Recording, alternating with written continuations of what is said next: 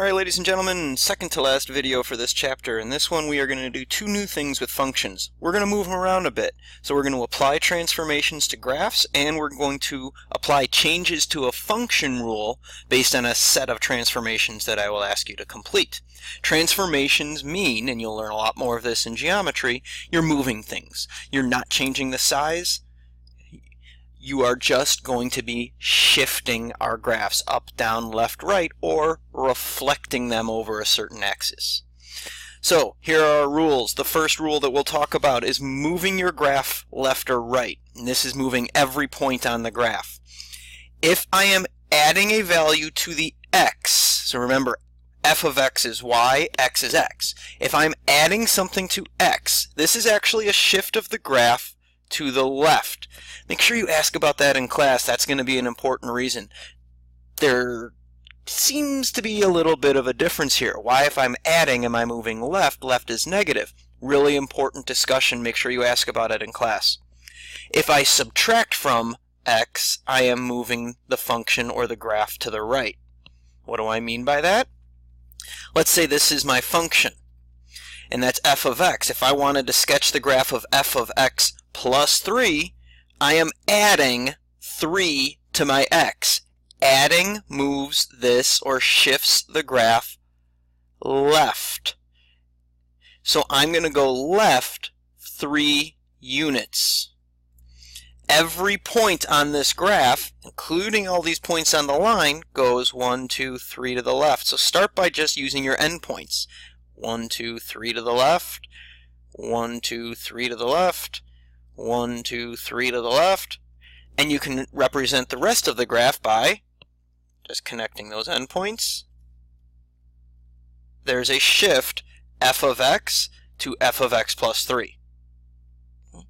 So if I subtract from my x, I'm subtracting 4. That means go to the right 4 units. Same concept. 1, 2, 3, 4. 1, 2, 3, 4. 1, 2, 3, 4. And 1, 2, 3, 4. So I'm taking this segment and just shifting the whole segment. I'm taking this segment, shifting that whole segment. Third segment, shift the whole segment. I have now shifted this entire function g of x to the right 4 units. If I am shifting it up or down, that is applying that shift to y. So remember, f of x is the same thing as y. So I am adding or subtracting to the entire function, not to the x, not inside the parentheses.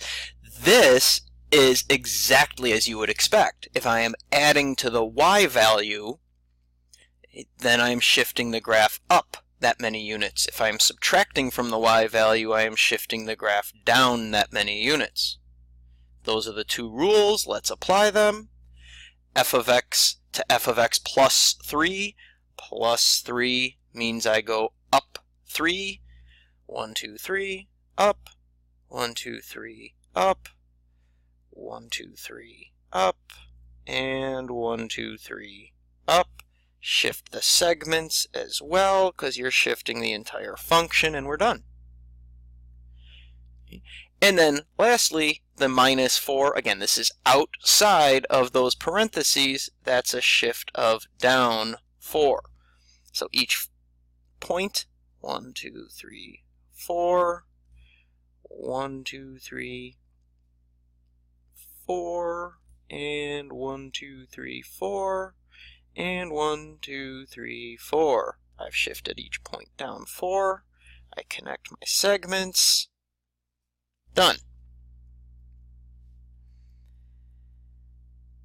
A reflection over the x-axis. There's many ways to reflect functions. Our main purpose today is just to reflect over the x-axis. And that means I'm taking any y that was up in my top half of my graph, or my positive y's, and I am reflecting them to the negative y's. So if I'm at 9, I move it to negative 9. Well, that's multiplying by negative 1. So when I multiply my y value by negative 1, so multiply the function by a negative 1, I am reflecting that graph. So f of x goes to negative f of x, because that's really negative 1 times f of x. It means take every y value for each point. So this ordered pair is negative 5, 5. It goes to negative 5, negative 5. Another way to think of it is count down. 1, 2, 3, 4, 5 spots to get to my x-axis. 1, 2, 3, 4, 5 spots on the other side. It needs to be a reflection. But it's also a focus on this. 5 becomes negative 5. Positive 1 becomes negative 1. Positive 3 becomes negative 3. And then the same idea, this is at negative 5, but if I multiply that by a negative 1, I get positive 5. So this ordered pair, this point, moves to the first quadrant. I'm reflecting the entire thing, so I am connecting my segments once again. Again, this becomes negative 1 times g of x. So my positive 2 for this y-coordinate becomes a negative 2. My positive 7 becomes a negative 7. I'm not changing x-coordinates at all. My negative becomes a positive. And my positive 5, a negative 5. Connect my segments, go in the same order. And there's my reflection over the x-axis. Again, just to reiterate, this was 2 units, this is 2 units. There has to be that balance to represent this. This was 7 units, this was 7 units. Okay, so there's that balance, that makes it a reflection. That's my line of reflection. Lastly, I want to talk about the function rule and what it looks like. I'm giving you f of x. This is your function. What would that look like if I were to shift this left 2 units? Well, left is happening to my x-axis, or to my x value, and when we look at the rules, remember, left is adding 2 units to my x. So, real quick, f of x would become f of x plus 2. But remember, I'm squaring my x here. So my function would have to have parentheses around that x. I'm not going to square the whole thing. If I add 2 to my x, I have to add 2 directly to this x, not to the exponent. F of x is x squared, then f of x plus 2 is parentheses x plus 2, the quantity of x plus 2 squared. Part B is a little bit different because now I'm saying shift it up, which means my y value gets added to by 5. So I represent that in the function rule. I don't add 5 to my x. I add 5 to this function, to the y, to the h of x. Similarly, I don't need these parentheses here because I'm not adding 5 to x. I'm adding 5 to the whole thing. This is the entire function. I add 5 to the entire function. Now I am applying it to the whole function as opposed to applying it just to the x. Go ahead, press pause, and try C and D, please.